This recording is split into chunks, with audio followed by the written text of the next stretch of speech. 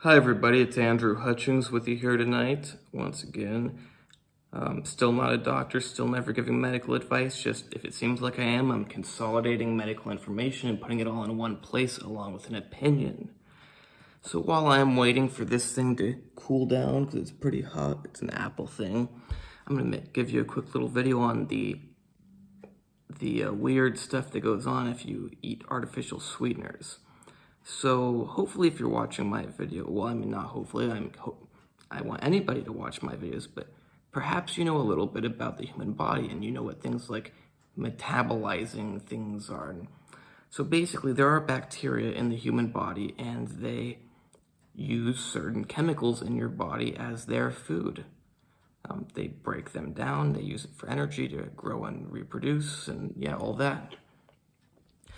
And artificial sweeteners, like they're artificial because they're not naturally found in nature. So normally you never have those chemicals going into your body, into your gastrointestinal tract.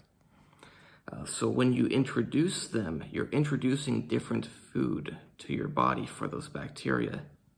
And it's not just like, oh, the bacteria is there, some of them eat a little bit of this food. Oh yeah, I mean, that is what happens, but the consequence of that is you're altering like it's like you're giving one of the bacteria or multiple of them an unfair advantage. It'd be like if you could time travel to the past and you gave a tribe of people a bunch of guns. They're not going to just have the guns and stay the same, but have the guns. They're going to have the guns and they're going to dominate all the other ones and they're going to take over and be super powerful. So when you eat artificial sweeteners, some of the bacteria are able to really grow and flourish and sometimes even kill off the other bacteria and really disrupt your levels of different bacteria and stuff in your digestive tract. And some people don't know that we actually have a ton of bacteria in us. Like the human body doesn't just function all by itself. We're dependent in some cases, not necessarily fully dependent, but like we work together with bacteria to do what we need to do. I mean, it's even hypothesized that our mitochondria were from early cells engulfing other cells. I mean, the human body is a collection of cells that all work together to help each other to survive because they benefit from working as a team. That's why we tend to have certain bacteria in us, because they help us, we help them. And they're important for like synthesizing a lot of our vitamins and chemicals and stuff. And when you mess with them, you mess with levels of things that are normally at certain levels in your body, and you change them. And I mean, they're at the certain level for a reason. It's where they're supposed to be. So when you give some of the bacteria an advantage and they're able to just wipe out the other ones and take over, maybe you're not getting the bacteria that change a molecule into an important molecule anymore. And perhaps now these bacteria that took over, who knows, maybe they're changing some other molecule into a harmful one. You don't know. It's not naturally found, so you don't, until these artificial sweeteners have come out, no one had a ton of these bacteria in them because they'd never had the food. But now with these new chemicals we introduce to our body, we give different bacteria better opportunities than others.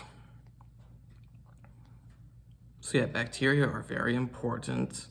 They do a lot of important things for us. They help change molecules into other molecules, and then we use those molecules. And also, you only want a certain amount of bacteria. So even if the bacteria that you're giving the artificial sweetener, even if they didn't get rid of the good bacteria that we need for our stuff, and even if they didn't produce toxic stuff themselves, if they grow to a massive number,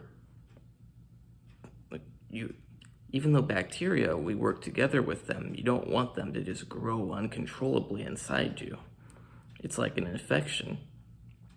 Normally we wouldn't think of that quite like an infection, but it really is. And then you get all these bacteria and they can manage to get into your body, because I mean, your digestive tract, well, it's inside of you.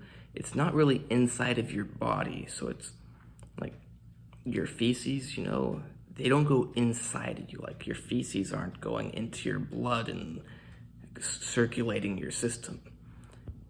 Like the mouth and the digestive tract, it's like the outside passing through you.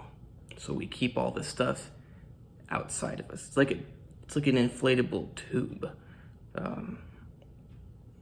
you know, like a circular tube, and the tube part is like you would, yeah. It's basically the inside. It's inside of us, but it's separate from our body. Just like you can stick your arm through a tube, but you're not going into the tube itself. You're just going through the tube because there's no tube there. It's like, it's the same as the outside. It's just inside the center of it. Hope that makes sense. But if you get a ton of bacteria, they can manage to actually damage the lining of your gastrointestinal tract, which normally holds them out, and they can pass into your body and start circulating. Not good. Or perhaps they damage the lining, and maybe they're not even going in themselves, but then they die, and then the particles, they go in and trigger the immune system. All sorts of weird stuff can happen because it's just, we didn't evolve since the dawn of time with these artificial sweeteners fueling these bacteria that normally aren't taking over. We have evolved with specific bacteria that we work well with. It's like if you had a team of Navy SEALs and then you decided you're gonna get rid of 3 of them and add in some 3 random guys from the street and try to complete a mission. It's not gonna go so well, because they have always trained with each other and they have very good abilities. You add in some random guys from the street and get rid of the good guys that are trained to do it, it's not gonna work out well. Just like you help out some random bacteria to take over your body. Your body isn't used to working with them. Not gonna work out so well. And now, it's not always like a end of the world situation, and when you discontinue the artificial sweetener, it's very possible that your natural bacteria, like you stop giving them that food, so those ones aren't able to keep flourishing because they're dependent on that artificial sweetener. And then your normal ones can come back into balance. And perhaps even when they're out of balance, you just have some minor symptoms. Or maybe it doesn't even do that much harm, but maybe it does. So I hope this helps you to decide if you want to be consuming artificial sweeteners. Maybe it's not going to land you in the hospital, but it's not good for your health. I mean, maybe there's a 1 in a million situation where it actually somehow ends up just by chance doing something good. But for the most part, it's not good. That's why I actually just had some artificial sweetener, but I hate having it. And I need to buy more protein powder that does not have it. Hope you like this video. Please like and subscribe. I gotta eat my thing because it's probably starting to get cold now.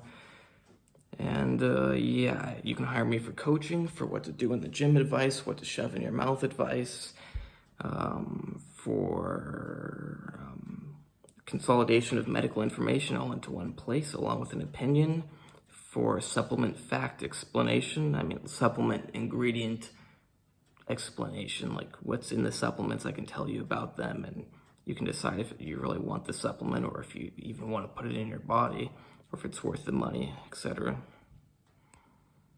My Instagram is natural_true_fitness. You should check that out too.